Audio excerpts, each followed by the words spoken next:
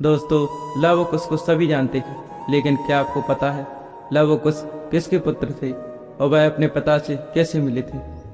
आइए जानते हैं मित्रों। यह कहानी सुनकर आपकी होश उड़ जाएंगी। लेकिन दोस्तों, यह कहानी उस समय की है जब माता सीता जी को एक महर्षि के आश्रम के पास भगवान राम ने छुड़वा दिया था। लेकिन आपको बता दो कि जिनका नाम महर्षि वाल्मीकि था और वह 2 पुत्रों का पालन और उसे माता सीता राम की कहानी लव कुश को सुनाते।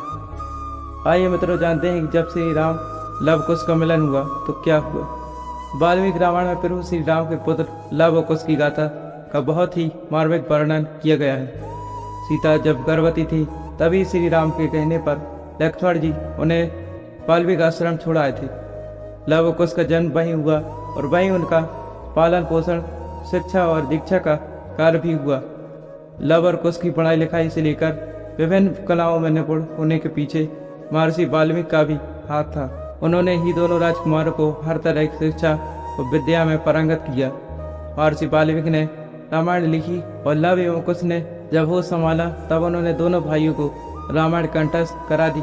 रामायण कंठस्थ करते वक्त दोनों को यह नहीं ज्ञात था कि वह उनके माता पिता की गाथा है।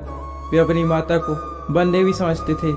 राम कथा कंठस्थ करते वक्त लव कुश के मन में कई प्रश्न थे। पहला यह कि राम ने आखिर प्रजा के कहने पर माता सीता को क्यों छोड़ दिया। वाल्मीकि आश्रम में सीता ने अपना नाम बदल लिया था। एक बार राम ने अश्वमेध यज्ञ किया और एक का श्वेत अश्व घोड़ा छोड़ दिया। यह घोड़ा भटकते हुए जंगलों में वाल्मीकि आश्रम के नजदीक पहुंच गया। वहां लव कुश ने इसे पकड़ लिया। घोड़ा पकड़ने का अर्थ है अयोध्या के राजा को चुनौती देना। तब दोनों ने भरत, लक्ष्मण, शत्रुघ्न, सुग्रीव आदि सभी से युद्ध किया और सभी को पराजित कर दिया। साथ ही उन्होंने हनुमान जी को बंधक बना लिया।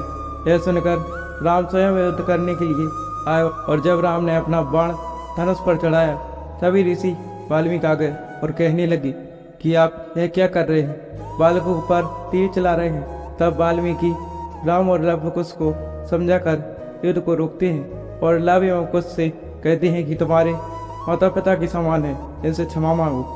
दूसरी ओर वे बंधक बने हनुमान जी से कहते हैं आप अश्वमेध यज्ञ का घोड़ा ले जाइए। कौन है लव कुश के वंशज। इधर यह बात वन देवी सीता को पता चली। तभी लव कुश आ जाते हैं और वे कहते हैं कि हाँ माता, आपने सही सुना। हमने शत्रुघ्न, भरत, लक्ष्मण सहित उनकी सेना को परास्त कर दिया। यह सुनकर माता सीता अबाक रह जाती हैं और दुखी भी होती हैं। फिर लव कुश कहते हैं कि हमने तो हनुमान जी को भी बंधक बना लिया था। यह सुनकर माता सीता कहती हैं यह तुमने क्या किया, वह तो मेरे पुत्र के समान है। तुमसे पहले तो वह मेरे पुत्र है। यह कहते हुए माता सीता रोने लगती है। यह देखकर लव कुश भी अरस से माता को देखते हैं। फिर वह कहते हैं हमसे लड़ने तो स्वयं अयोध्या के राजा राम आए थे। माता सीता पूछती हैं और क्या तुमने उन पर भी बाण उठाया। लव कुश कहते हैं नहीं माता, हमारे बाण तो पहले से ही उठे हुए थे। यह सुनकर माता सीता दुखी होकर रोने लगती हैं कि हे पुत्र, आज तुमने और पाप कर दिया, इसका तो प्रायश्चित भी नहीं हो सकता। माता को रोता देख लव और कुश की आंखों में भी आंसू आ जाते हैं। तब माता सीता रोती बिलखती हुई बोलती है कि यह तो घोर पाप है। प्रभु, कोई पुत्र अपने पिता पर कैसे बाण उठा सकता है। अब मैं कैसे इसका प्रायश्चित करूंगी। यह सुनकर लव कुश को आघात लगता है। उनकी आंखों में झरझर आंसू की नदियां बहने लगती हैं और वह माता सीता से पूछते हैं तो क्या अयोध्या के राजा हमारे पिता है। माता सीता रोती रहती हैं। लव कुश फिर पूछते हैं तो क्या आप वह अभागी सीता हैं जिसे श्री राम ने छोड़ दिया था। माता सीता रोते हुए कहती हैं कि जिसका पति भगवान हो वह कैसे अभागा हो सकता है। तभी वहाँ वाल्मीकि ऋषि पहुँचते हैं और वे रोते हुए लव और कुश को कहते हैं कि हाँ, यही तुम्हारी माँ सीता है और प्रभु श्री राम तुम्हारे पिता है। लव कुश फिर रोते हुए पूछते हैं तो गुरु जी, आपने अब तक यह बात हमसे क्यों छुपा रखी। वाल्मीकि कहते हैं कि हर बात बताने का उचित समय होता है। फिर वाल्मीकि समझाते हैं कि इसमें तुम्हारे पिता का कोई दोष नहीं है, यह तो अयोध्या की प्रजा का दोष है। और अब वक्त आ गया है तो तुम राम और सीता की कथा को उन्हें सुनाओ।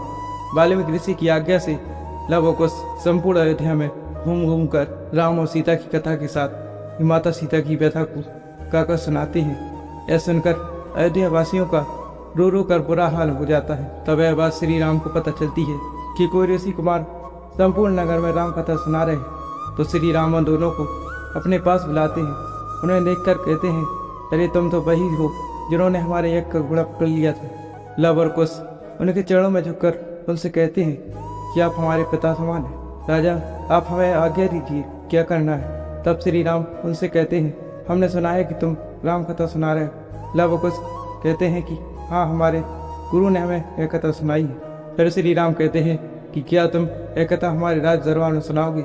लव और कुश कहते हैं, राजन, आप आज्ञा देंगी तो अवश्य सुनाएगी। फिर लव और कुश प्रतिदिन दरबार में श्री राम कथा सुनाते हैं। राम कथा के अंत में सीता माता वाल्मीकि आश्रम में गुजरी कठिन समय का वर्णन करते हैं। सीता माता की कथा सुनकर सभा में उपस्थित लक्ष्मण, शत्रुघ्न, भरत, जनक, कौशल्या, सुमित्रा, कैकेयी, ऋषि वशिष्ठ और प्रजाजनों की आंखों में आंसू की नदियां बहने लगती है। तब अंत में इसी कथा के दौरान वे प्रकट कर देते हैं कि हम उसी सीता के पुत्र।